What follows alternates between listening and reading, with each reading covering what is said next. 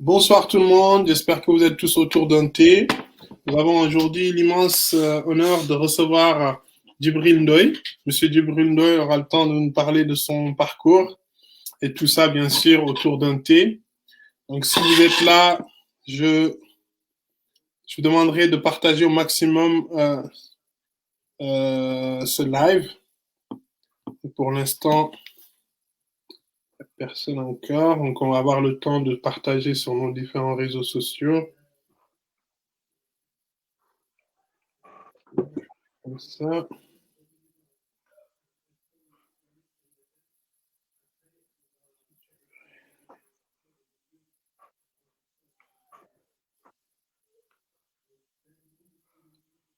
Que je viens de t'envoyer sur WhatsApp. D'accord.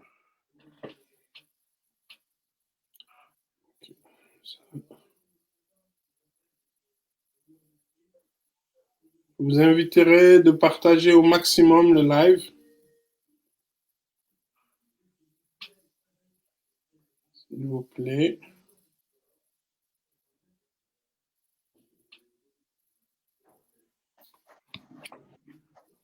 Salam alaikum Djibril. Wa alaykum salam. J'espère que tu vas bien. Très très bien. Top, top. Donc, ma première question est, quelle est l'étude de ton métier? Alors, déjà avant même de répondre, je voulais te remercier pour cette invitation. J'ai regardé un peu ta page et ce que tu fais depuis plusieurs mois. C'est vraiment très innovant, très enrichissant et très utile pour la communauté en général et même pour les jeunes, indépendamment de leur confession. Et, et je suis agréablement surpris de voir cela. Donc, encore une fois, bravo pour cette émission. Alors, moi, je suis d'une formation initiale en informatique, donc je suis consultant en informatique. Bon, je suis passé manager dans la structure où je travaille, donc je fais un peu de management et un peu de conseil. Et également, j'ai une formation donc, en sciences islamiques que j'ai fait en parallèle, qui m'a permis donc d'apprendre un peu plus la science islamique et de publier également un ouvrage à ce sujet-là. Donc, voilà, je dirais, je suis consultant et j'ai également auteur sur la finance islamique. On essaie également de travailler pour vulgariser un peu ces concepts au sein de la communauté musulmane pour que les gens comprennent un peu mieux de quoi on parle. D'accord, parfait, merci beaucoup. Et quel genre d'études tu as fait te permet d'accéder aujourd'hui à tes deux doubles casquettes? Tes doubles casquettes. Alors, très bien. Alors, j'ai commencé forcément avec un cursus scientifique en université avec 2 ans en maths informatique appliquée aux sciences. Donc, c'était à l'université de Villetaneuse. Là, Ensuite, j'ai intégré une école d'ingénieur donc en informatique qui s'appelle EPITA. Et donc, après 3 ans, j'ai commencé ma carrière dans l'informatique. Et au bout de 5 ans, j'ai voulu, juste après, je me suis aussi inscrit à ce qu'on appelle le Centre d'études et de recherche sur l'islam, qui s'appelle aujourd'hui l'Institut Usuluddin, qui offre donc un cycle de formation en sciences islamiques de 3 ans. Donc, c'est toujours dans cette soif d'apprendre un peu plus de choses, mais qui ne sont pas forcément dans mon domaine. Alors, j'ai continué à travailler dans l'informatique et beaucoup d'expatriation aussi. J'ai eu la chance de travailler pendant entre 4 à 5 ans dans le Moyen-Orient et puis un peu dans l'Asie du Sud-Est. Donc, c'était très enrichissant. J'ai également fait un MBA à la française avec le réseau IAE, l'Institut d'administration des entreprises. Et j'ai rejoint, et toujours dans cette logique de multidisciplinarité, j'ai rejoint le premier master en civilisation musulmane en Europe, D'accord. qui a été donc fait par l'Université ouverte de Catalogne. Et c'est dans ce master-là où je me suis spécialisé sur la finance islamique. D'accord, parfait, machallah. Et quelles sont les évolutions aujourd'hui de la finance islamique? Alors, la finance islamique aujourd'hui évolue, on va dire, à petits pas, mais évolue quand même. En termes de nombre d'actifs, on est encore très loin de ce qui se fait dans la finance conventionnelle. Mais si on regarde une vingtaine d'années en arrière, on avait à peu près à peine 500 millions d'actifs au niveau de tout ce qui est actif en finance islamique. Aujourd'hui, on est à un peu plus de 2 milliards, 2 milliards 5. C'est pas mal dans le sens où c'est peut-être 20 fois le PNB du Maroc, hein, donc c'est quand même pas négligeable à l'échelle d'un pays. À l'échelle du monde, ça reste encore très peu. 2,5 milliards, c'est encore moins que ce que fait comme chiffre d'affaires la plus grande banque française. Donc on voit que on est encouragé par le fait qu'il y a des évolutions dans le bon sens à travers toutes ces années, mais ça reste encore un secteur qui a beaucoup de marge d'évolution dans les prochaines années, Inch'Allah. Inch'Allah, Inch'Allah. Et là, c'est une question, un salaire d'un junior, c'est ce qui aiderait les jeunes qui aimeraient se lancer, peut-être un salaire d'un junior, peut-être dans ton domaine d'informatique, et puis ici, en tant que consultant en finance islamique, si on part une idée, donner Alors, l'envie à je vais ces d'abord jeunes. parler de l'informatique. Donc, l'informatique, aujourd'hui, c'est une science dans la science. Lorsqu'on parle d'informatique, on a tellement de domaines aujourd'hui et ça se spécialise dans différents domaines. On a le hard, le soft, même dans le soft, on a des couches basses, des couches hautes, on a le decisioning. Mais en gros, raisonnablement, un ingénieur en informatique. Aujourd'hui, le monde a besoin d'ingénieurs en informatique, et particulièrement dans tout ce qui est intelligence artificielle, il y a une demande très forte. Donc, on peut commencer sa carrière entre 35 et 37 K euros, et après évoluer et même doubler au fil des années, quoi. D'accord, ok. Et on va passer sur les questions un peu plus personnelles pour essayer d'en savoir un peu plus sur Monsieur Ndoye. Qu'est-ce qui vous motive? Qu'est-ce qui vous fait vous lever le matin?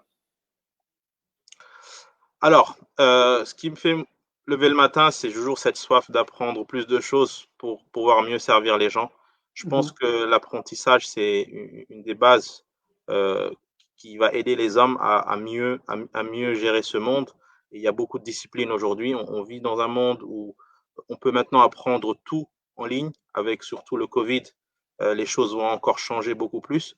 Donc pour moi, je suis quelqu'un qui aime beaucoup apprendre. Ça se traduit par mon cursus où j'ai un double cursus en informatique et également en sciences islamiques. Je continue à apprendre et j'estime que je suis encore étudiant et je resterai encore étudiant pendant longtemps. Inch'Allah. Et comment tu décrirais une journée de travail à ton enfant ou à un enfant? Alors, euh, alors moi, je travaille dans un domaine technique, sauf que la finalité de ce qu'on fait, c'est pour résoudre des problèmes. Non, donc résoudre des problèmes dans toutes sortes de métiers. Je donne un exemple. Je travaille pour un client qui a, par exemple, innové une nouvelle boîte pour pouvoir prendre les mesures médicales des patients qui sont malades du diabète, des patients qui sont malades de l'hypertension.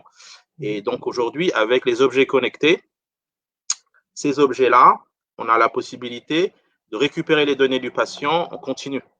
Et donc, par exemple, un patient qui est malade du diabète, il a besoin, donc, dans l'occurrence pour ce client-là, il veut que ces données-là, on puisse les transmettre à un système et que ce système-là puisse suivre en temps réel l'évolution du diabète de cette personne, l'évolution de l'hypertension de cette personne. Et donc, nous, notre métier, c'est aider ce client-là à mettre en place ce système-là pour que les personnes vivent beaucoup mieux et beaucoup plus longtemps et en santé, en bonne santé. Donc faciliter un petit peu le transfert de données, c'est ça? Voilà, faciliter le transfert de données à travers des architectures informatiques particulières. C'est D'accord. un exemple parmi tant d'autres, hein, mais il y en a beaucoup d'autres. Je travaille sur différentes industries. D'accord. Machallah. Et quel est ton plus bel accomplissement personnel et professionnel? Alors, je vais commencer par professionnel. En fait, je travaille pour un éditeur de logiciels et ça aussi, c'est bien pour tous les jeunes qui nous entendent, qui nous écoutent. Il y a beaucoup cette notion de certification dans les boîtes américaines, que ce soit les grands noms hein, comme Oracle, Microsoft. Et aujourd'hui, les certifications sont un moyen aussi de booster sa carrière et puis de crédibiliser son expertise. D'accord. Donc moi, j'ai pris le temps, ça m'a pris beaucoup d'années pour y arriver, mais j'ai réussi à avoir la plus grande certification de la technologie sur laquelle je travaille, ce qui fait qu'aujourd'hui, j'ai la possibilité de travailler de façon assez flexible pour beaucoup de clients. Donc j'encourage tous les jeunes qui travaillent dans l'informatique à essayer de devenir certifiés sur les technologies sur lesquelles ils travaillent, parce qu'aujourd'hui, sur le marché, c'est très recherché et ça aide beaucoup. D'accord. Sur le plan plus personnel, je dirais que d'abord, c'est en aparté, mais le fait aussi de contribuer à la vulgarisation de la finance islamique en publiant un livre qui était initialement en français et qui a été traduit en allemand, en anglais, en espagnol, en italien. Donc aujourd'hui, qui est disponible pour tous les citoyens européens. Aujourd'hui, là, je vous parle, il y a la version en italien. Mais toujours est-il que voilà, je pense que c'est tu peux le montrer, tu peux bien le montrer pour voir. Alors, je vais voir. Donc là, on a la version. Ça, c'est la version en anglais. D'accord. Donc, je ne sais pas si tout le monde voit. D'accord. Ah, oui, oui, oui. Ah, parce que je pense qu'avec la lumière. Ok. Avec la lumière, attendez, on va enlever la lumière. Voilà, c'est ça. Voilà.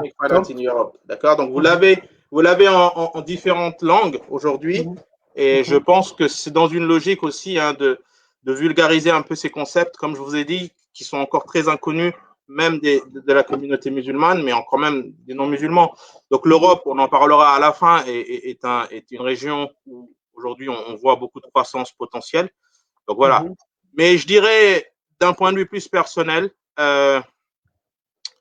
je suis basé en France et je vis dans une ville où ça fait bientôt 10 ans et il y a à peu près une dizaine d'années, on a à peu près un tiers de la population de la ville qui est de confession musulmane, mais on n'a pas de lieu de culte. On n'avait pas de lieu de culte et on se retrouvait dans une petite salle de prière dans un foyer à Doma. Et quand le gouvernement a décidé de fermer les salles de prière dans les foyers, on s'est réunis avec des frères pour justement chercher à trouver une solution.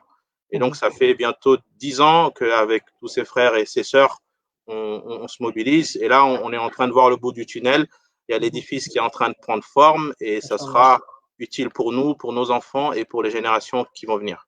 Et je pense que c'est assez important pour la communauté que des gens soient beaucoup plus… Parce qu'en France, l'État ne finance pas les cultes, comme vous le savez. Donc, c'est à la communauté locale de trouver des solutions pour cela. D'accord, machallah. Et en 3 mots, comment tu décrirais ton rôle dans la vie et puis dans tes activités professionnelles? C'est à toi de voir.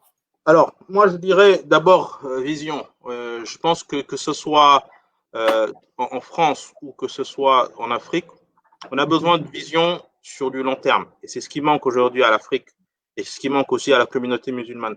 C'est-à-dire que on a une vision très court terme des choses, là où dans d'autres pays, ils ont des visions à 20, 30 ans et ils essaient de mettre en place des plans pour y arriver. Et je pense que moi, j'ai cette, on va dire, amour de la prospective et j'essaie toujours de me projeter. Après, je dirais le deuxième mot, c'est transformation ou réforme. Parce que ce soit dans mon métier en informatique, on parle aujourd'hui de transformation digitale. Et la transformation digitale, aujourd'hui, c'est dans le cœur de tous les gouvernements du monde. Donc, on est en train de dématérialiser beaucoup de processus. C'est dans le cœur de toutes les grandes entreprises qui, en permanence, sont en train d'investir leur budget sur cette transformation digitale. Donc, moi, je suis au cœur de cela. Et puis, de la réforme aussi au niveau de la communauté. Comment faire pour que les choses se passent mieux pour la communauté musulmane en Europe. Et enfin, je dirais empathie, parce qu'on ne peut pas enlever l'humain au-delà de ça. Donc, on a toujours besoin de rester quand même raisonnable. Nous sommes des humains, nous avons besoin d'empathie, d'entraide les uns les autres. Machallah. Et si tu pouvais échanger ton poste de travail avec quelqu'un ou d'autre, qui serait cette personne? Alors, ça rejoint ce que je disais avant. J'ai beaucoup d'admiration pour Elon Musk. Elon Musk, je ne sais pas si vous connaissez, c'est un des entrepreneurs qui est à l'origine de beaucoup de sociétés qui ont révolutionné, on va dire, le monde de façon générale. Donc, que ce soit sur le plan du paiement en ligne, tout ce qui est PayPal, donc il est à l'origine de PayPal, que ce soit au niveau des voitures électriques, donc Tesla, que ce soit au niveau de l'exploration spatiale, donc aujourd'hui la SpaceX. Mais plus récemment, j'ai été impressionné. Il était un jour en train de voyager entre le sud de la Californie et le nord, et il s'est pris un bouchon de 3 heures. Et il a dit, on ne peut plus vivre comme ça. On ne peut pas passer notre temps sur des bouchons. Il faut qu'on trouve une solution. Et c'est là qu'il a lancé l'idée de l'Hyperloop. Donc, l'Hyperloop, c'est un tunnel souterrain qui permet aux voitures de prendre un train qui va les projeter à grande vitesse à la destination où ils vont. D'accord? Donc, c'est un train pour les voitures. Ok, ça existe déjà, non? Ils ont fait des prototypes. Il y en a un qui est en cours au Canada, il y en a un autre qui est en cours aux États-Unis, mais ça demande beaucoup d'infrastructures parce qu'il faut creuser les tunnels, mais c'est basé sur l'idée de pouvoir supprimer les bouchons dans les grandes agglomérations, en tout cas entre les grands axes. Donc il y a des projets qui sont en cours, mais lui, il s'est retiré du projet parce qu'il a dit j'ai beaucoup trop de choses à gérer aux côtés Tesla et SpaceX. Donc il a ouvert en fait une sorte de consortium où différentes sociétés travaillent dessus. D'accord. Mais alors, voilà, c'est quelqu'un qui a une vision, qui cherche à résoudre des problèmes et qui en a résolu beaucoup. Et je pense que c'est ce type de personnes dont on a besoin aussi, dans certains sens, pour pouvoir mieux faire les choses. D'accord, parfait, parfait. Et est-ce que dans ton parcours, tu as eu un mentor et est-ce que le fait d'avoir un mentor, c'est quelque chose d'important ou pas? Alors, c'est une très bonne question. Je pense qu'on a toujours besoin de mentors, quel que soit notre âge, quelle que soit notre évolution. Et surtout, quand on est jeune, on a besoin de modèles. Alors moi, je ne vais pas forcément mentionner un mentor. J'en ai eu beaucoup comme ça, peut-être que vous ne connaissez pas, mais j'ai beaucoup lu les ouvrages de l'imam Razali. Aujourd'hui, il n'est pas en vie, mais c'est quelqu'un qui m'a beaucoup inspiré et avec qui j'ai beaucoup appris dans sa littérature.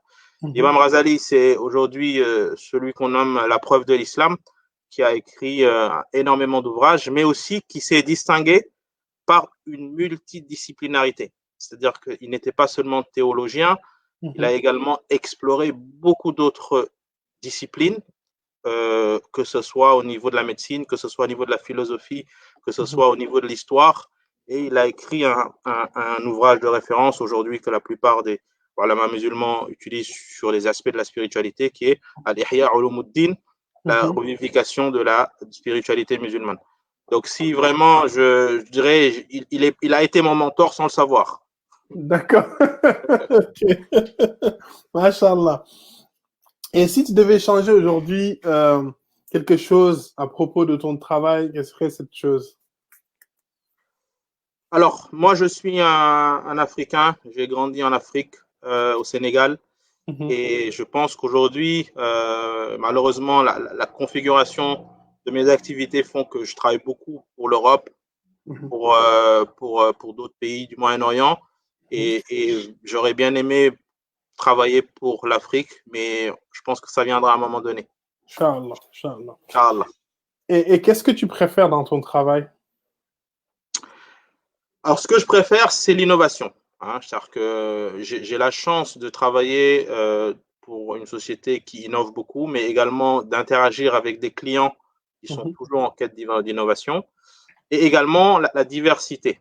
On a aujourd'hui le monde de l'informatique, c'est un monde où on rencontre toutes sortes de personnes.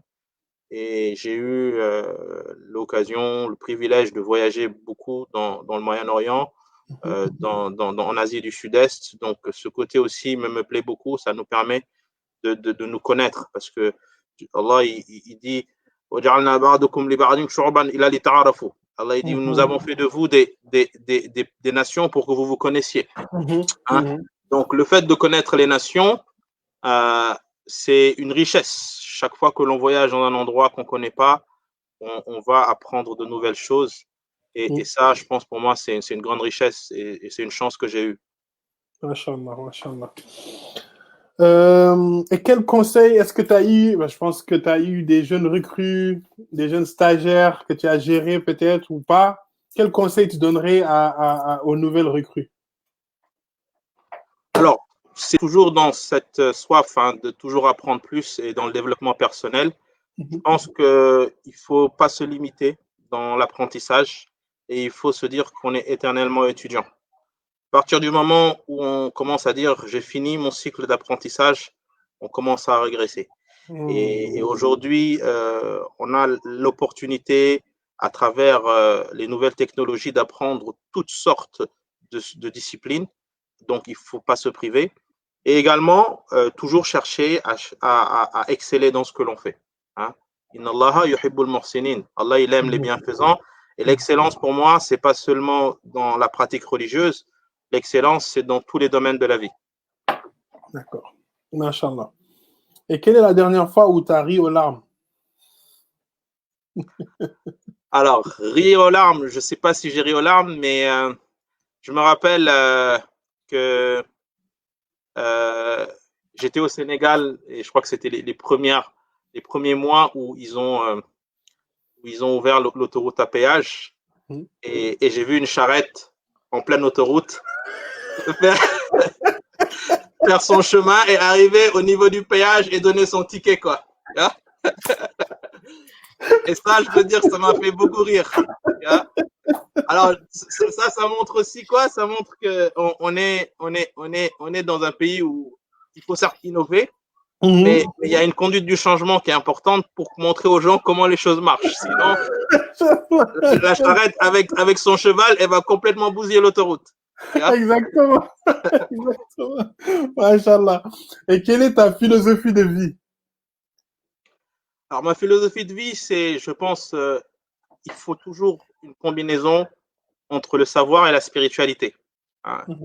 Donc, d'un côté, il faut beaucoup apprendre, mais le savoir sans spiritualité, ça mène à l'orgueil, ça mène beaucoup à des dérives. Hein. Et il faut également donc une spiritualité pour apprendre beaucoup l'humilité dans tout ce qu'on fait. Et surtout aussi pour pouvoir évoluer au quotidien et mettre l'humain au centre des relations. Masha'Allah.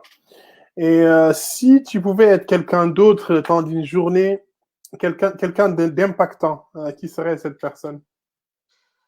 Oui, alors moi j'ai beaucoup d'admiration pour les savants contemporains parce qu'ils sont tous très actifs pour réveiller les hommes sur beaucoup de problèmes.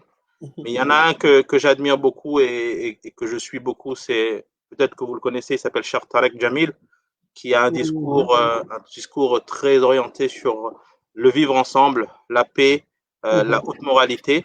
Et pour moi, c'est quelqu'un, aujourd'hui, il est respecté même dans le monde entier. Il voyage beaucoup dans les pays d'Europe. Et il donne deux conseils aux musulmans d'Europe en disant, le premier, toujours donner de l'importance au bon comportement vis-à-vis des non-musulmans, parce que c'est la base de l'islam. Et l'autre conseil, c'est toujours attachez-vous à vos adorations du quotidien. Masha'Allah, Masha'Allah. Masha'Allah. Pour revenir à ce point-là, il y a un hadith du prophète sallallahu alayhi wa sallam qui le résume très bien. تق الله حيثما كنت واتبع السيئة الحسنة تمحها وخالق الناس بخلق حسن. Hassan, jazakallah khair. Tu as tout résumé. Barakallahu fik. Quel a été l'impact du Covid sur ton travail? Alors, dans le métier du conseil, on voyage beaucoup. Hein, comme je disais, dans le métier du conseil, on voyage beaucoup. Et donc, forcément, on n'est pas souvent à la maison. On ne voit pas beaucoup les enfants aussi. Donc, ça c'est un des inconvénients du métier de consultant. Maintenant, le Covid a permis, depuis bientôt 9 mois, je ne voyage quasiment pas. Je travaille de la maison. Donc, ça permet aussi de mieux tisser des liens avec la famille, de mieux connaître les enfants, de mieux les voir grandir. Mais même d'un point de vue professionnel, ça a permis aussi à nos clients, et surtout en France où il y a quand même toujours cette résistance au changement, de comprendre que le télétravail, il peut être productif. Que nous, aujourd'hui, on peut faire des bonnes choses en n'étant pas sur site. Parce que parfois, les clients exigent que les gens viennent sur site comme ils sont facturés. Mais là, aujourd'hui, ils n'ont pas le choix. Ils sont facturés en étant chez eux. Mais pourtant, on arrive à faire le job. Donc, le Covid a eu ce côté positif-là. Et parfois même mieux même. Parfois, oui, parfois mieux, tout à fait, parfois mieux. Inch'Allah. Et là, c'est vraiment une question qui me tient beaucoup à cœur. C'est le problème de l'immigration clandestine. Et actuellement, il y a de cela, depuis un mois, je pense que le phénomène s'est accentué d'une manière extraordinaire du côté du Sénégal, Mauritanie, et des morts et des morts et des morts. Et si tu avais un conseil à donner à cette jeunesse qui prend des bateaux et qui risque leur vie comme ça, ce serait quoi? Alors, bon, moi, je vais répondre sous deux angles. Je vais répondre sous l'angle de la vision et l'angle aussi du conseil. J'ai une rencontre qui m'a beaucoup touché, que j'ai fait il y a quelques années. Je revenais des États-Unis et j'ai partagé un vol avec un Coréen. Et ce Coréen, on a sympathisé pendant le vol et on a discuté quasiment pendant tout le vol. Et il m'a raconté un peu l'histoire de la Corée du Sud. Il m'a dit, nous, on est un peuple qui a beaucoup souffert de la guerre, donc la guerre entre les deux Corées, donc ça c'était au milieu du siècle précédent. Et il m'a dit, mais on a eu des leaders qui, après la guerre, ils se sont levés, ils ont dit, il faut que l'on pense nos plaies, mais également il faut qu'on prépare le futur. Et le futur, c'est les sciences, le futur, c'est l'innovation. Donc, il a imposé un enseignement et puis une vision à la jeunesse de son peuple pour leur dire, il faut que vous travaillez plus, il faut que vous appreniez ce qui est utile au monde. Et on parle bien de l'expression travailler comme un Coréen. Moi, j'ai fait des missions en Corée du Sud. J'arrivais à 8 heures, ils étaient déjà là. Et je quittais à 18 heures, ils étaient encore là. Et en 50 ans, bah, la Corée, ça a donné des boîtes comme Samsung, ça a donné des boîtes comme Hyundai, ça a donné des boîtes comme NEC, parce qu'il y a eu une vision qui s'est faite 50 ans avant. Malheureusement, c'est ce qui nous manque en Afrique, et je le dis comme ça parce que les problèmes d'aujourd'hui, c'est lié à la vision qu'ils n'avaient pas avant. Donc, cette jeunesse, elle a besoin que les leaders leur donnent une vision et les aident dans ce qu'ils veulent faire. Maintenant, moi, je suis africain, j'ai grandi en Afrique, j'ai grandi au Sénégal, donc je connais la réalité là-bas. On peut s'en sortir sans avoir à passer par les bateaux. J'ai eu la chance d'être très bien encadré dans ma famille avec mes parents, mais je sais qu'il y a d'autres jeunes aussi qui étaient dans des situations difficiles, mais qui ont cravaché dur, qui ont travaillé, qui ont été excellents dans ce qu'ils font, qui ont réussi à venir en Europe par la voie des études, par la voie de l'excellence, et comme ça, ils ont pu réussir leur vie. D'accord. Donc, et même sans pouvoir venir en Europe, on peut aussi bien réussir, parce qu'il ne faut pas que l'on pense que la réussite, c'est uniquement l'Europe ou l'Amérique. Quand vous voyez les pays d'Asie, il y a très peu d'immigration. Ils importent la connaissance, ils importent la connaissance et ils s'assurent que leurs ressources restent sur place. Donc pour moi, je pense qu'il y a aussi ce côté-là. C'est pas simple, hein, parce qu'il y a une réalité qu'il faut vraiment prendre le temps d'apprendre et de se dire. Je sais que c'est pas simple, hein, c'est plus facile à dire qu'à vivre. Mais pour moi, la solution, c'est cet aspect-là de dire, voilà, il faut que je me forme et être utile à mon peuple. Et il y a beaucoup d'opportunités qui peuvent se créer. Aujourd'hui, hein, les démographes, ils sont tous unanimes que l'Afrique, aujourd'hui, a énormément de potentiel sur différents aspects et une marge de croissance énorme. Mais maintenant, il y a beaucoup de questionnements. Est-ce que le système éducatif va suivre? Est-ce que le système de santé va suivre? Parce que là, on est à peu près plus d'1 milliard d'habitants. Dans à peu près une trentaine d'années, les démographes prévoient 2 milliards. Donc la population va doubler. Une éducation, un système de santé, la transformation digitale et pour dire aussi une chose très importante, c'est l'éducation religieuse et spirituelle. Parce que c'est aussi ce qui va permettre aux jeunes de pouvoir prendre du recul par rapport à toutes les difficultés. Sans cette spiritualité-là, on peut déprimer, on peut craquer, mais avec la spiritualité, avec la foi, avec l'amour d'Allah, avec l'amour du prophète et également avec des repères, on arrive à se canaliser et à pouvoir supporter certaines difficultés. Exactement. Barakallahu fik. Donc là, on arrive avant de passer aux questions, on arrive au moment où vraiment c'est le quartier libre qu'on peut dire. Donc c'est ton moment, tu as entre 30 minutes et 35 minutes où tu peux nous parler d'un sujet qui te tient à cœur, de si tu veux partager avec nous. Alors, merci beaucoup, Moussa, de me donner cette opportunité. C'est-à-dire que le sujet de la finance islamique, c'est un sujet qui est aujourd'hui très inconnu, très incompris.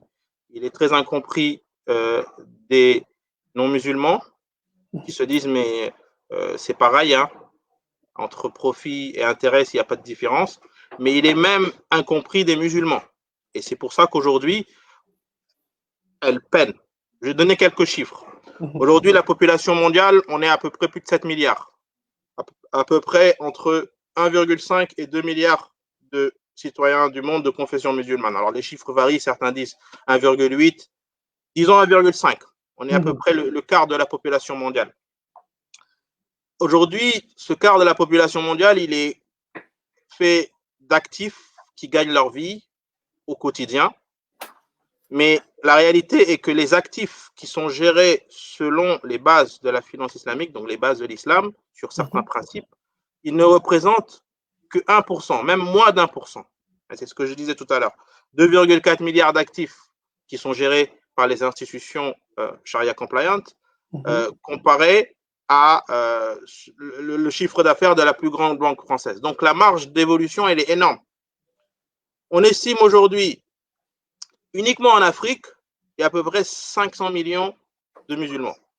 Vous prenez l'Afrique de l'Ouest, vous prenez le Nigeria, vous prenez l'Afrique du Nord, vous prenez l'Afrique de l'Est, 500 millions. 500 millions de musulmans qui gagnent leur vie et leur argent, il n'est pas géré de façon éthique. Et pourquoi je dis ça? Parce que la notion d'éthique, ce n'est pas une notion qui est spécifique à l'islam. Lorsqu'on parle de finance éthique, on a tous vécu la crise de 2007-2008. C'est une crise des marchés, donc, où là, on a, on va dire, créé une bulle spéculative sur des actifs qui n'existaient pas. Donc, cette bulle, elle a fini par exploser. Ça s'est traduit par une crise de la dette souveraine et finalement, ça s'est traduit par une crise économique qui a touché tous les pays du monde. Donc, l'éthique dans la finance, ce n'est pas seulement pour les musulmans. L'éthique dans la finance, c'est une valeur universelle qui dit qu'on doit, dans la façon de gérer, pouvoir respecter les droits humains, pouvoir prendre en compte la réalité de la vie et d'avoir une finance réelle, une économie réelle, et pas une économie spéculative qui est dans la bulle. D'accord? Donc, ça, c'est le premier constat. D'accord? Un quart de la population mondiale, 1% d'actifs. Bon. Maintenant, qu'est-ce que la finance islamique enseigne en termes de principes? On a 3 principes fondamentaux sur la finance islamique. Le premier principe, c'est l'interdiction de l'intérêt. D'accord? Allah dit Ahallallahu al-bay' wa harrama al-riba. Dieu a rendu licite la vente et a interdit l'intérêt. L'intérêt, c'est le fait de donner de l'argent à une personne et lui dire tu me rembourses plus que je t'ai donné parce que je t'ai donné de l'argent. L'argent en soi n'est pas une source de profit dans l'islam. Ce qui doit être une source de profit, c'est une activité, c'est un bien, et donc on peut acheter un bien et le revendre avec du profit. Donc c'est dans ce cadre-là que le profit est licite. D'accord? Donc c'est pour ça que ça c'est le premier principe qui parfois est très incompris. Il y a des musulmans qui me disent oui mais le profit de la banque islamique c'est pareil que l'intérêt de la banque conventionnelle. Non, c'est pas pareil. Parce que déjà il y a une notion de sacralité. Donc, quand on dit que Dieu a interdit l'intérêt, les ulama ils disent que les versets qui interdisent l'intérêt, ils sont souvent très durs. D'accord? Donc ça veut dire que c'est quelque chose qui est prohibé. Donc il y a juste déjà cette notion de sacralité, indépendamment du fait que l'on ne comprend pas. Maintenant, ensuite, il y a cette notion, je dirais, du fait qu'il y a un partage, et ça c'est le deuxième principe dans la finance islamique, c'est un partage de risques et profits. D'accord? Donc, lorsqu'on prend généralement un emprunt dans une banque conventionnelle, la banque va vous faire un prêt, elle sait que vous voulez acheter une maison, mais ce n'est pas elle qui achète la maison. Vous avez une maison qui coûte 200 000 euros, elle va vous donner les 200 000 euros, vous allez dépenser sur 20 ans 250 000, 300 000 euros. D'accord? Mais si vous avez un problème dans votre vie pour rembourser, alors là, vous êtes dans des problèmes. Vous avez des agios qui vont se rajouter. Et aujourd'hui, il y a énormément de dossiers de surendettement dans les tribunaux parce qu'il y a beaucoup de gens qui sont dans des situations. Dans l'islam, ce qu'on dit, c'est que on ne va pas vous laisser parce qu'il y a un risque forcément que vous ne puissiez pas rembourser. Donc, ce qui va se passer, c'est que la banque, déjà, elle va prendre le premier risque d'acheter la maison. Donc là, je donne l'exemple de la transaction la plus commune qui est la murabaha. Elle va prendre le risque d'acheter la maison. Déjà, le premier risque, c'est qu'entre l'instant où elle achète la maison et l'instant où elle vous le revend, si la maison, elle brûle, bah, la banque, elle perd. Donc ça, c'est déjà un premier risque. D'accord?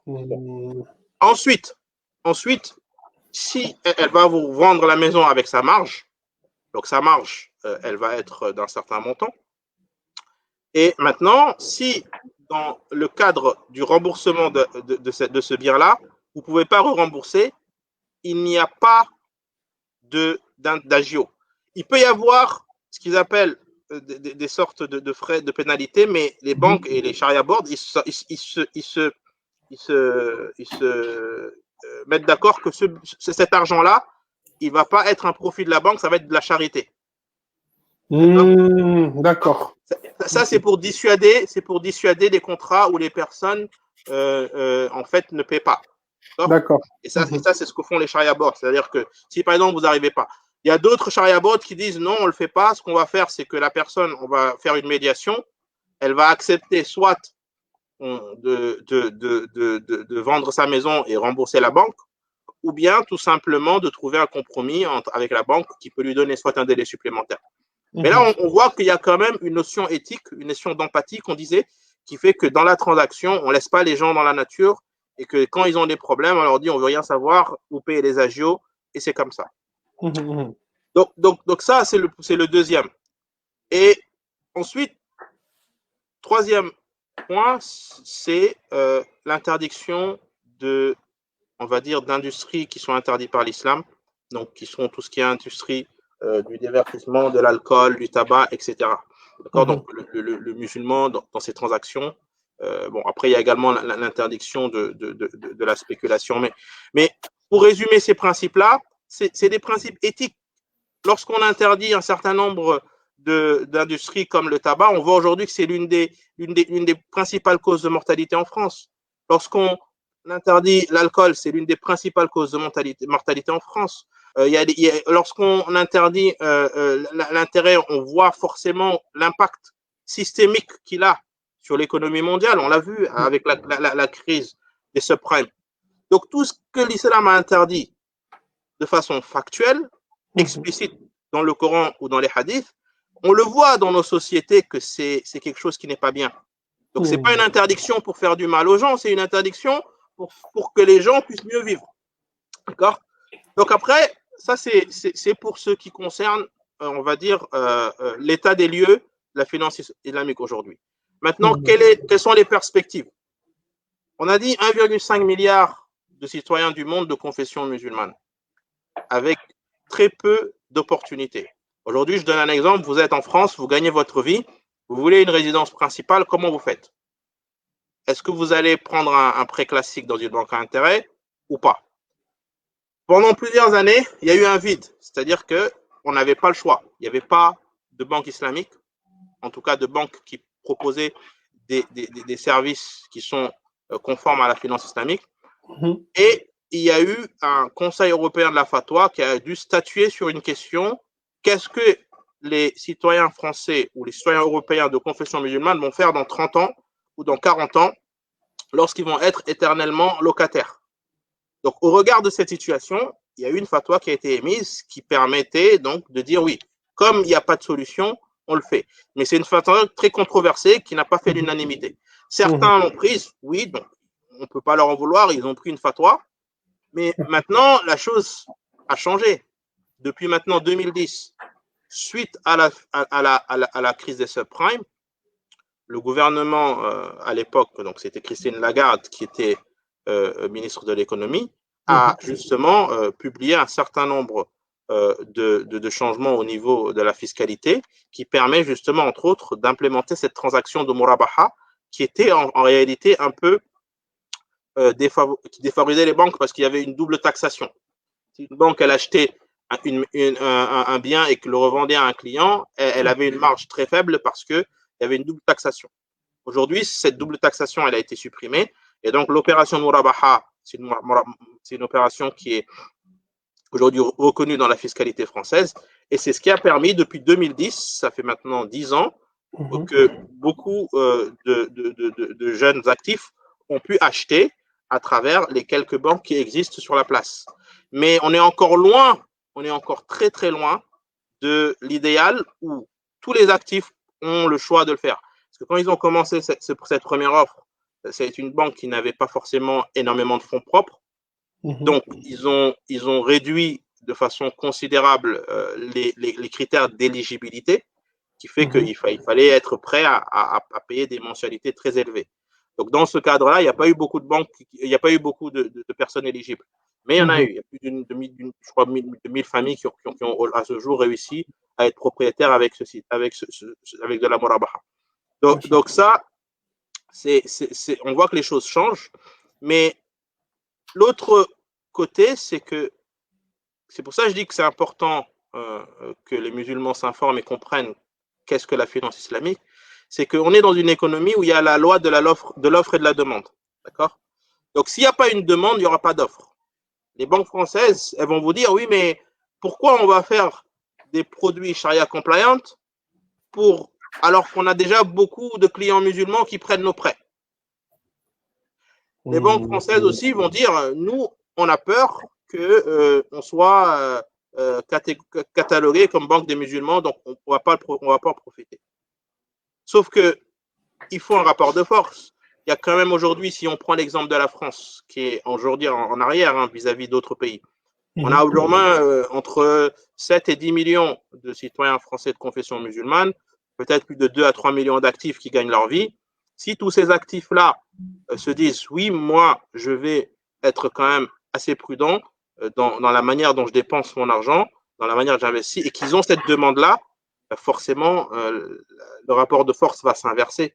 Donc les musulmans déjà, et là je prends l'exemple de la France parce que nous vivons en France, mais quand on prend par exemple l'Angleterre, il y a quand même 5 institutions qui proposent des services charia compliant. Et en Angleterre, ils sont à peine 3 millions. Nous, on est le double, voire plus. Hein, on prend l'Allemagne, ils ont déjà une banque islamique. Donc, le problème de fond, c'est quoi? Déjà, nous, musulmans qui vivons en Europe, on doit comprendre qu'est-ce que c'est la finance islamique parce que ça fait partie de l'islam. Ce n'est pas une finance qui est uniquement là pour faire beau. C'est l'islam, c'est le Coran, c'est la sunna, c'est ce que font la plupart des pays musulmans. Donc, on a aujourd'hui des hubs de finance islamique dans le monde et aujourd'hui, c'est en plein essor. Hein. Donc, il y a ce que les spécialistes appellent Kismut, c'est les 6 pays qui sont les hubs.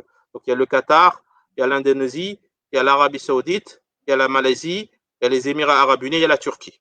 Donc, ces 6 pays-là, c'est là où on va dire qu'on a vraiment un dynamisme dans l'économie de la finance islamique avec différents types de services. Ensuite, maintenant, il y a les pays émergents. Donc, et parmi, ou en tout cas les géographies où on souhaite que ça se développe, il y a l'Europe. D'accord. Aujourd'hui, on a à peu près entre 15 millions, à peu près 15 millions de musulmans en Europe, plus ou moins. Hein, les chiffres varient. Ça peut aller jusqu'à 20 millions. Mais si ne serait-ce que ces 20 millions, dès à présent, ils sont sensibilisés à cette problématique-là, la courbe va s'inverser. Donc, on a cette on va dire, responsabilité aussi de se former, de comprendre et de ne pas dire je ne savais pas.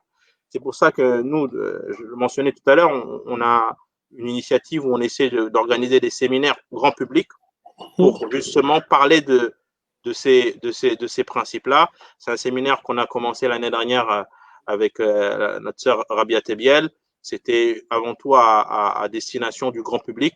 Donc, c'est-à-dire que ni des experts, juste des actifs qui gagnent leur vie et qui veulent comprendre qu'est-ce que c'est. Donc, on a eu à peu près 50 participants la première, un peu plus, 50 la deuxième. Et là, on va peut-être lancer un webinaire, étant donné la situation du Covid, on va peut-être essayer de le faire.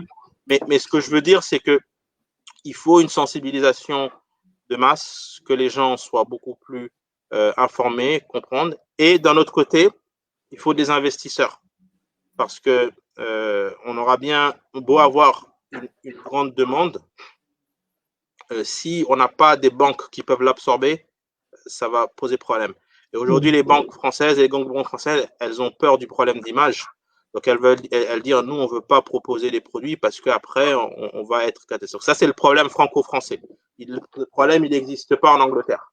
Donc, on espère qu'il y ait des investisseurs qui vont venir en France pour ça, mais c'est très hypothétique. On ne sait pas vraiment. Mais à l'échelle de l'Europe, il y a encore quand même beaucoup d'initiatives.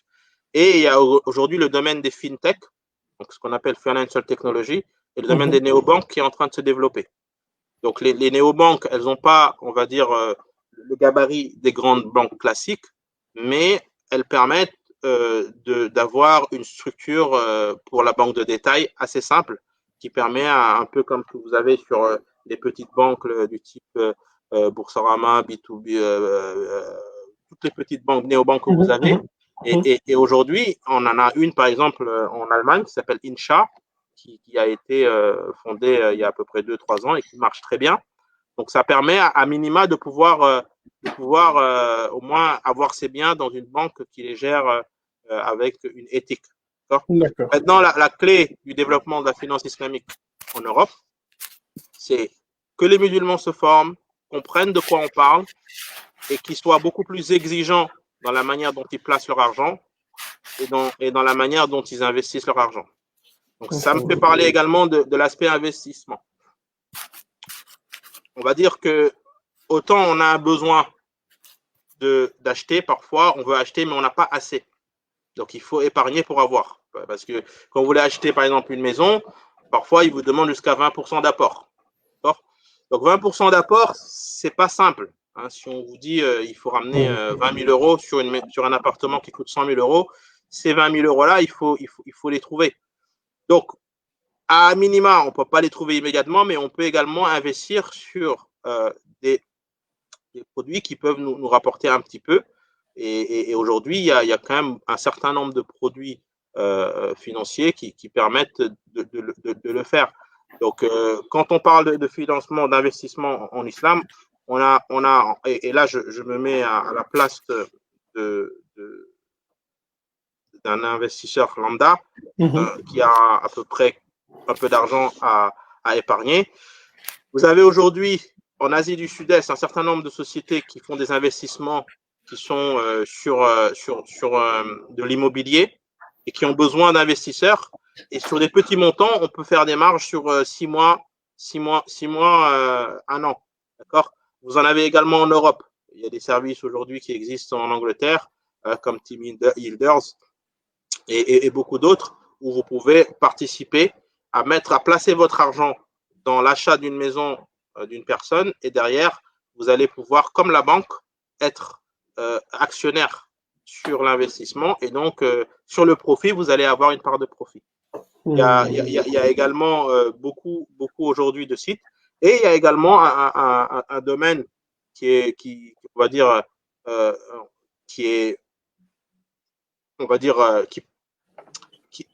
un peu controversé. C'est le domaine de la bourse. D'accord ? Beaucoup de gens nous demandent, mais est-ce qu'on peut investir en bourse ? La majeure partie des ulama, ils sont unanimes sur le fait que oui, c'est permis d'investir en bourse. Et c'est pour ça que vous avez des sharia boards sur toutes les grandes places de marché, que ce soit en Europe, que ce soit aux États-Unis, sur les grandes places de marché, l'investissement en bourse, il est permis. Maintenant, il y a des conditions. Les conditions, c'est forcément qu'il faut connaître les boîtes dans lesquelles on investit, d'accord, et connaître quelles sont les règles. Donc, il y a un certain nombre d'applications aujourd'hui qui vous permettent de savoir. Moi, je parle de l'application Islamically, il y a Zoya, qui ont des sharia boards qui vous permettent de voir est-ce qu'une société, elle est conforme à la charia, ou en tout cas à la finance islamique. Est-ce que tu peux me redonner, je te coupe, est-ce que tu peux me redonner juste le nom? Comme ça, je l'écris ici sur le commentaire, les deux applications. Vous avez une application mobile qui s'appelle Islamically et une autre application qui s'appelle Zoya, Z-O-Y-A. Donc, cette application-là, elles ont des sharia boards, donc des relamas qui sont derrière et qui vont faire un screening de toutes les sociétés sur les grandes places de marché, que ce soit en Europe, aux États-Unis, et qui vont scruter leurs activités, leurs revenus, qui vont scruter exactement. Et donc, il y a un certain nombre de règles qui sont émises. Après, c'est pour ça que je dis qu'on ne pourra pas toutes les énumérer ici, mais ces règles, elles sont surtout basées sur la part de dette dans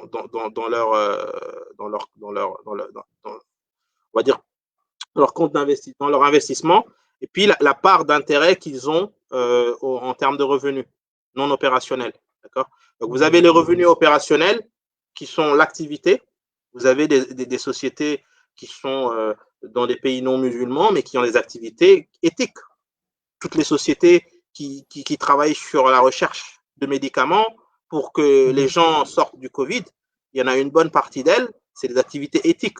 Donc, on ne peut pas dire que tout ce qu'elles font, c'est pas charia compliant.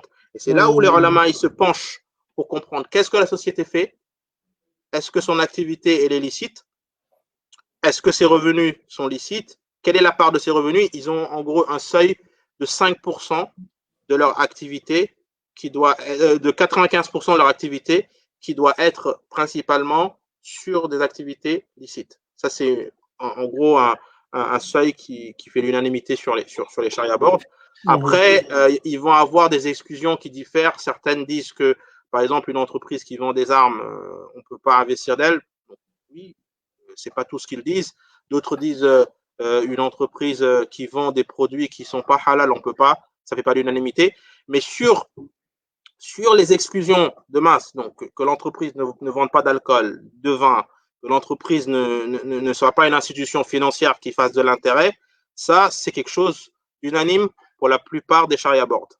Donc, c'est pour dire qu'on n'est pas dans un écosystème où on n'a pas les moyens d'investir de façon éthique.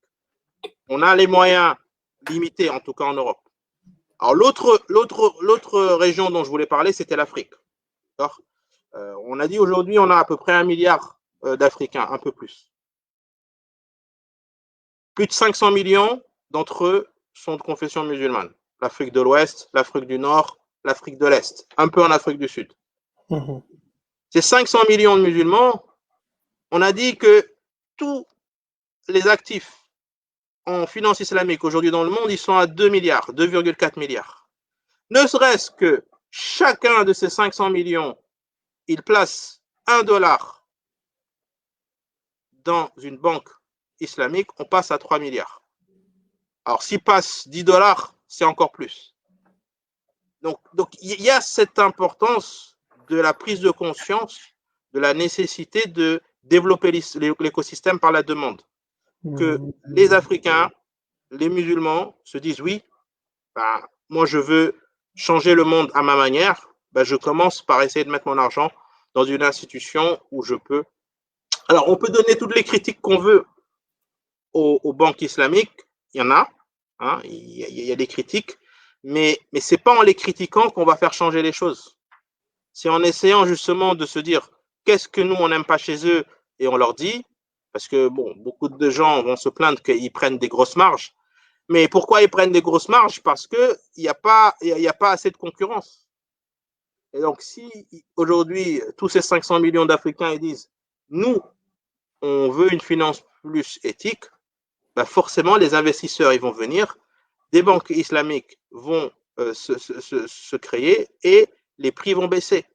Donc, c'est la règle de l'économie, mais la base de tout ça, c'est une sensibilisation à ces concepts-là, plus aussi de marketing, parce que malheureusement, étant donné qu'il n'y a pas beaucoup d'acteurs, les quelques rares acteurs qu'il y a, ils n'investissent pas beaucoup dans le marketing pour que les gens soient au courant. parce que forcément, si le service existe et qu'on ne le présente pas aux gens, les gens ne savent pas. Mais très important, c'est que déjà, nous, en tant que musulmans ou en tant que même citoyens, parce que encore une fois, je ne veux pas cataloguer la finance islamique uniquement pour les musulmans. Je pense qu'il y a aujourd'hui dans le monde beaucoup d'autres citoyens du monde qui aspirent à une finance plus éthique, qui ne sont pas de confession musulmane, mais qui veulent juste une finance qui est plus en phase avec leurs valeurs, qui est beaucoup plus éthique et qui fait moins de dégâts dans le monde, comme la crise financière de 2007. Donc, encore une fois, en Malaisie, par exemple, beaucoup d'acteurs, ils ont des clients qui sont des clients non musulmans, qui viennent investir parce qu'ils ont cette sérénité au niveau de la manière dont leurs biens seront gérés. Et si les services qui sont proposés par ces institutions sont de qualité, ben, ils vont attirer même des clients qui sont non musulmans. Mashallah, mashallah. Barakallahu fik, Djibril, vraiment, merci beaucoup pour ce partage. On va prendre quelques questions. Si tu n'as pas d'autres choses peut-être à rajouter, si tu as quelque chose à rajouter. Moi, c'était l'essentiel, c'est-à-dire parler beaucoup de la finance islamique au niveau des principes de base. Hein, et comme je dis, bon, là, on a 1 heure, c'est déjà un bon début. Mais nous, on est dans une logique de vulgariser un peu ça à travers des séminaires qu'on va organiser pour le grand public. Et encore une fois, comme je dis, aujourd'hui, en termes de formation, il y a beaucoup de formations qui sont liées destinés aux spécialistes, donc des gens qui sont de formation initiale en finance, en banque, mais il y a très peu de formations pour le musulman lambda qui veut vraiment, on va dire, connaître de quoi on parle. Et peut-être je vais finir en disant aussi à tous ces étudiants qui nous écoutent et qui veulent faire une carrière en finance, de ne pas avoir peur de se lancer dans des études en finance islamique, parce que il va y avoir un manque de ressources considérable dans les prochaines années. Et aujourd'hui, certains étudiants ont peur. Ils ont dit, oui, mais si j'ai un master en finance islamique, est-ce que je vais trouver du travail, même en Europe? Oui, vous allez trouver du travail. Et aujourd'hui, il y a un manque. Il y a eu certains masters qui ont été lancés en France, mais aujourd'hui, il y a encore un manque. Bon, le Moyen-Orient, j'en parle pas parce que là, c'est vraiment là où on recherche le plus de monde. Mais même en Europe, avec le développement dans les prochaines années, on va avoir beaucoup besoin. Et pour les entrepreneurs, bah, je les invite aussi à faire preuve d'innovation en réfléchissant à quels sont les services que je peux créer pour aujourd'hui la communauté au sens large, non pas seulement musulmane, mais à toutes les personnes qui cherchent une finance plus éthique. Donc, lancez-vous si vous avez recherché les domaines qui peuvent être innovants. Aujourd'hui, on a le domaine de la blockchain et des crypto-monnaies sur lesquelles il y a encore beaucoup de choses à faire. Il y a beaucoup d'investissements qui se font. Donc, n'ayez pas peur aussi de pouvoir explorer toutes ces pistes d'entrepreneuriat pour ouvrir de nouvelles structures parce qu'on en a besoin. Aujourd'hui, très peu de structures aujourd'hui offrent des services sur la finance, en tout cas en France, et le développement se fait beaucoup en Asie. D'accord. Masha'Allah. Donc, on a une question de Saïd Mehdi qui demande Salam alaikum, monsieur. Djibril, pourrais-tu un peu plus détailler le contenu de ton livre et pourrais-tu donner des conseils pour les personnes qui s'y intéressent mais qui ne savent pas où commencer? Alors, le contenu de mon livre, il est en 3 parties. La première partie, c'est vraiment tout ce qui concerne les principes généraux, c'est ce que j'ai évoqué, mais de façon un peu plus détaillée, donc les principes de la finance islamique. Qu'est-ce qui la différencie de la finance conventionnelle? Donc ça, c'est la première partie. La deuxième partie, elle s'intéresse surtout au type de service. Hein, qu'est-ce qu'on fait en finance islamique? Qu'est-ce que la murabaha, par exemple? Donc, qu'est-ce que la musharaka, qu'est-ce que l'ijara, qu'est-ce que tous ces services-là aujourd'hui qui sont incompris, donc on les détaille. Et la troisième partie, elle liste les acteurs qu'il y a en Europe. Donc les grandes banques dans les différents pays d'Europe, la France, l'Angleterre, on va dire l'Allemagne, la Turquie. Donc c'est vraiment les 4 acteurs principaux. Et après, les autres pays d'Europe également. D'accord. Et pour des conseils pour les personnes qui souhaiteraient commencer, mais ils ne savent pas où commencer, qui s'y intéressent? Alors, des personnes, je pense que, comme tu dis, il y a aujourd'hui beaucoup de moyens de se former. Pour les personnes qui veulent faire carrière dans ce domaine-là, il y a des moyens de se faire certifier. Il y a beaucoup d'instituts de formation qui proposent.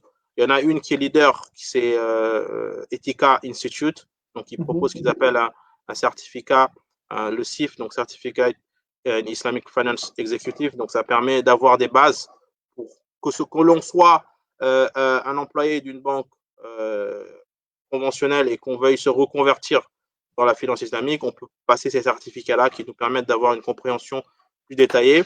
Ou si on veut vraiment faire carrière, donc là, il faut un cursus, on va dire, orienté plus gestion, d'accord, et ensuite faire un master. Donc ça peut être un master en banque conventionnelle et après faire un certificat en finance islamique ou faire un master en finance islamique comme le propose l'Université de Dauphine, et puis à Strasbourg également, et puis également beaucoup d'autres institutions en Angleterre.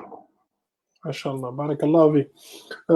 J'espère que notre frère sera ravi des réponses.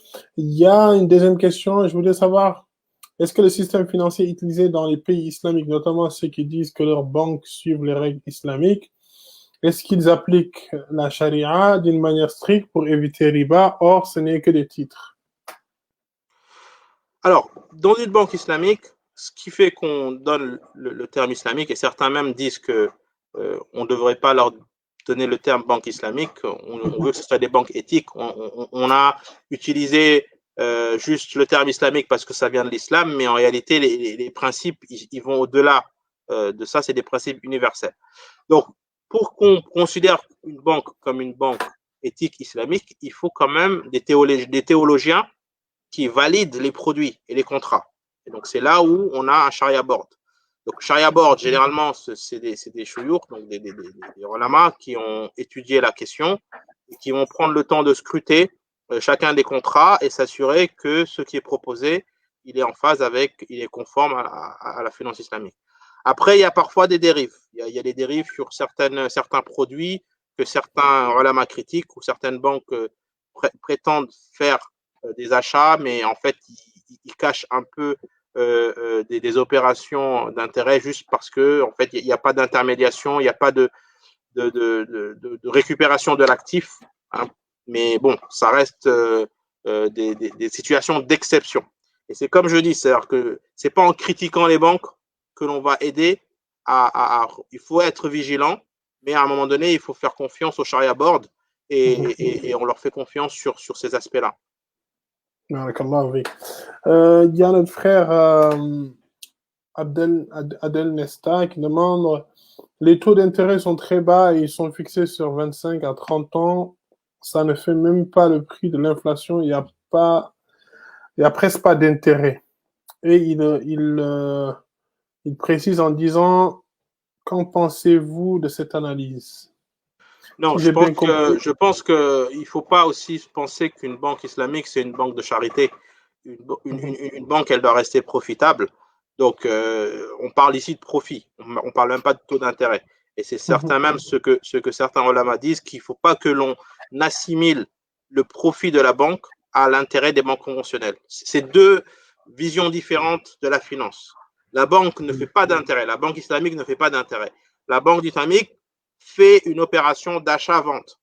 D'accord? Dieu a rendu licite la vente et a interdit l'intérêt. Donc, ce que fait une banque islamique, ce n'est pas de l'intérêt. Donc, même au niveau de la terminologie, je pense que ça peut prêter à confusion. Ensuite, les banques, généralement, elles essaient de s'aligner sur les prix qui se font avec les banques conventionnelles. Elles rajoutent un peu plus en termes de marge globale ou de profit global sur l'opération. D'accord? Mais ces profits, donc c'est pour ça ce que je disais, c'est que c'est plus l'inverse, c'est qu'on a plus tendance à dire que les banques islamiques, elles sont trop chères par rapport aux banques conventionnelles, mais la raison, elle est simple, c'est parce qu'il n'y a pas de concurrence. On est dans un marché qui est encore un marché de niche, où il y a 2-3 acteurs en Europe, et la plupart des pays d'Afrique de l'Ouest, il y a aussi 2-3 acteurs.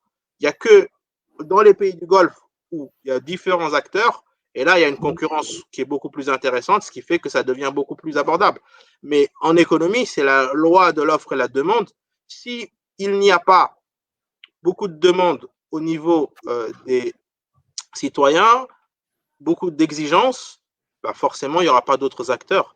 Et si je prends le cas de l'Afrique, autant en France, on a parfois des problèmes de volonté gouvernementale, ou même s'il y a des investisseurs qui veulent venir ouvrir des banques islamiques, le gouvernement en place pourrait dire non, et c'est ce qui s'est passé dans les années 2008. Hein.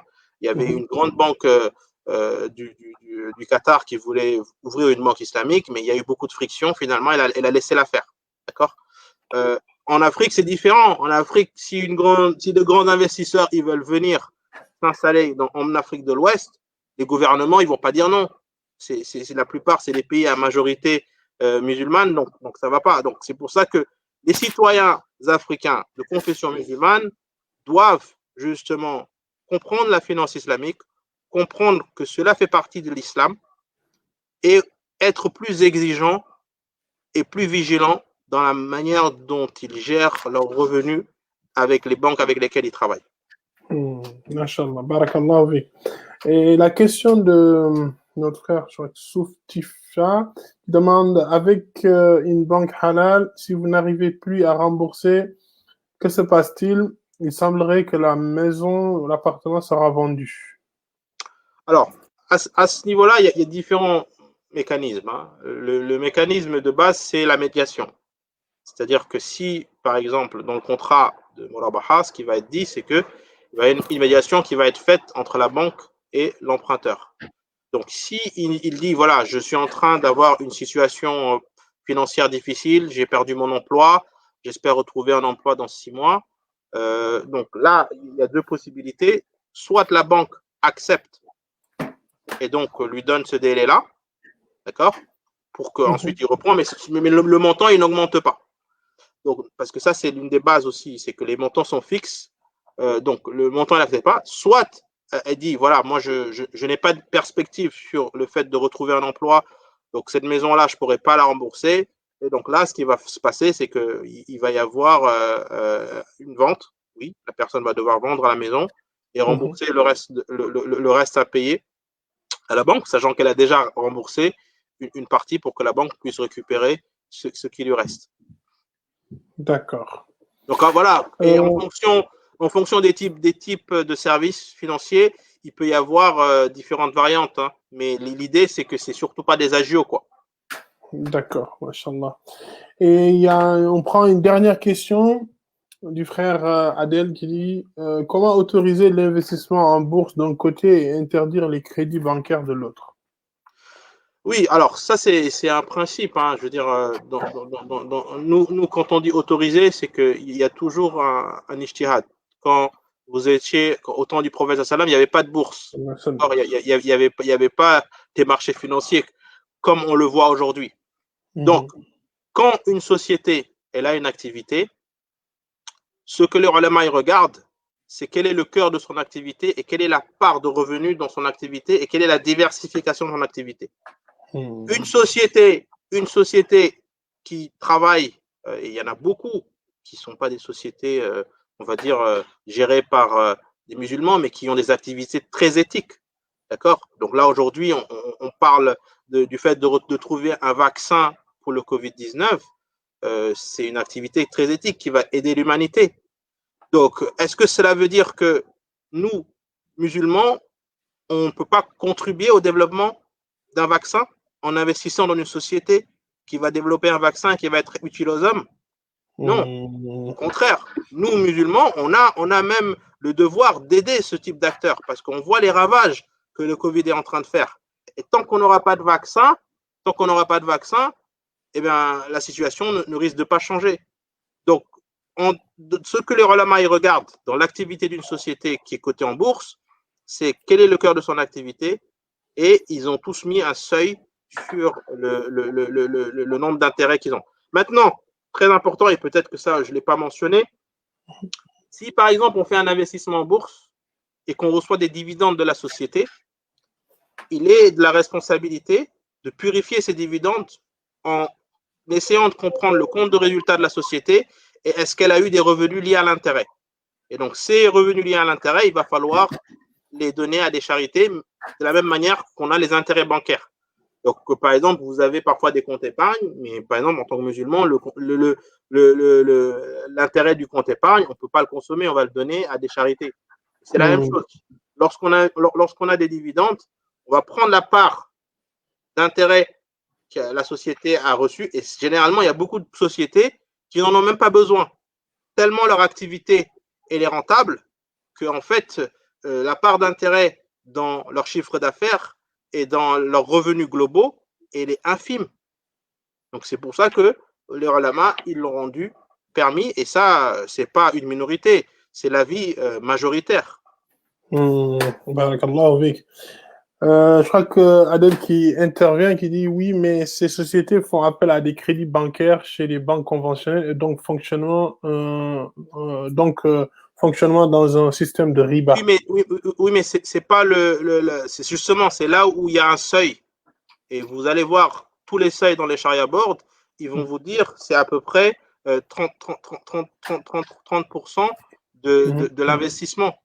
Donc, si on raisonne de façon catégorique en disant on ne peut pas investir sur des sociétés, même si elles ont 1% de riba, on ne va plus contribuer au développement du monde en tant que musulman. Si on raisonne comme ça, si on dit toutes les sociétés qui sont aujourd'hui en bourse, on va surtout pas investir parce qu'elles ont 1%, 2% de prêt, non.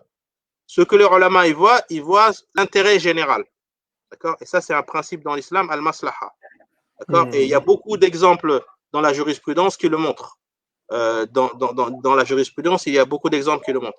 Donc, moi, ce que j'encourage, c'est aussi dans cette logique de formation pour comprendre mieux les principes qu'il y a derrière. Parce que parfois, ce sont les musulmans eux-mêmes qui critiquent la finance islamique plus que les non-musulmans. Et ça, moi, je l'ai vu. Vous voyez, il y a beaucoup de détracteurs qui font que ils disent oui, mais tout ce que vous faites, c'est haram, c'est pas bien, alors qu'ils n'ont pas pris le temps de comprendre ce qu'il y a derrière. De lire, de se renseigner. On va prendre une dernière question. Désolé, Djibril, pour ton temps. Céline qui demande, on parle beaucoup des banques islamiques on pense à acheter une maison, mais pour la vie de tous les jours, un compte classique, y a-t-il des solutions en France afin d'éviter les intérêts sur nos revenus et les agios, par exemple? Quelles sont ces banques en France chez qui nous pouvons transférer nos salaires? Alors, oui, alors je parle de l'acteur principal aujourd'hui. Vous avez la banque Chabi du Maroc. Et encore une fois, je ne fais pas la pub de la banque Chabi. Je n'ai pas de part à la banque Chabi. Je parle juste la réalité du marché. Donc, ils ont lancé en même temps que leur produit Morabaha un compte qui s'appelle Chabi Arbonis qui permet, donc, où ils s'engagent à ce que les fonds qui sont versés dessus, ils ne sont pas utilisés par l'intérêt. Mais encore une fois, aujourd'hui, c'est un problème en France et c'est une réalité. C'est qu'on n'a pas beaucoup d'options.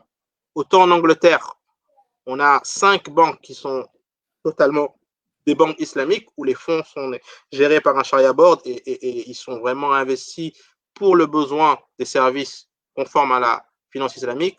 Autant en France, même la banque Chabi, ce n'est pas une banque islamique. Elle a juste créé ce service parce qu'il y avait un manque, mais aujourd'hui, on n'a pas de banque islamique en France. Et c'est pourtant choquant parce qu'on est le pays d'Europe où il y a le plus de musulmans. D'accord. Donc, pourquoi on n'a pas de banque? Il y a forcément une volonté gouvernementale qui n'est pas présente, ça, il faut le reconnaître. Mais également, il y a une incompréhension au niveau de la communauté musulmane. Donc, pour répondre à cette question, c'est oui, vous avez cette option avec la banque Chabi, mais vous avez également, on va dire, des néobanques qui vont se créer prochainement. Il y a beaucoup d'acteurs qui sont en train d'envisager de créer des néobanques. Donc, les néobanques, c'est exactement le même principe. C'est des petites banques qui vont justement vous permettre de placer votre argent et cet argent, il va être utilisé pour soit financer des maisons, mais surtout pas pour les agios et les intérêts.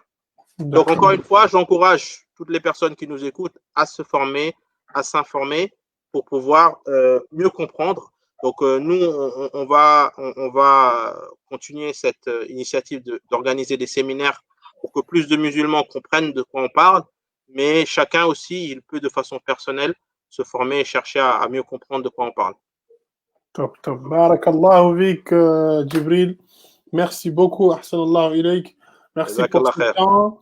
Merci pour cette explication. Et je pense que on en a tous besoin. Et je pense que ce sera utile. Et j'espère, Inch'Allah, que ce sera utile pour le grand nombre.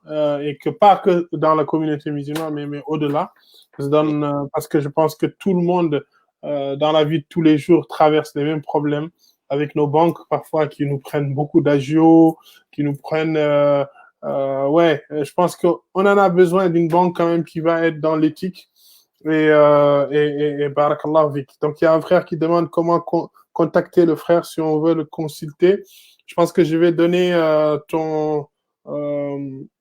Il y a ma page Facebook, Djibril.doy, et voilà. Instagram, Djibril-Ndoy1. Donc, vous pouvez me contacter et je répondrai avec plaisir. Je mettrai ton Instagram que j'ai. Je n'ai pas la page Facebook, mais je vais le prendre en même temps, Inch'Allah. Je mettrai ton Instagram sur les commentaires. Comme ça, les frères ils peuvent te contacter pour des questions. Barakallah vik, ahsanallah ilayk.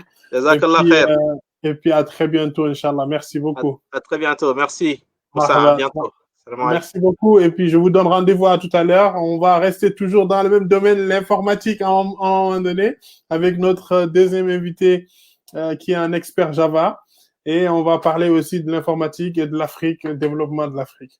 Merci beaucoup. Allez, merci beaucoup. Salam alaikum. À bientôt. Ouais. Salam.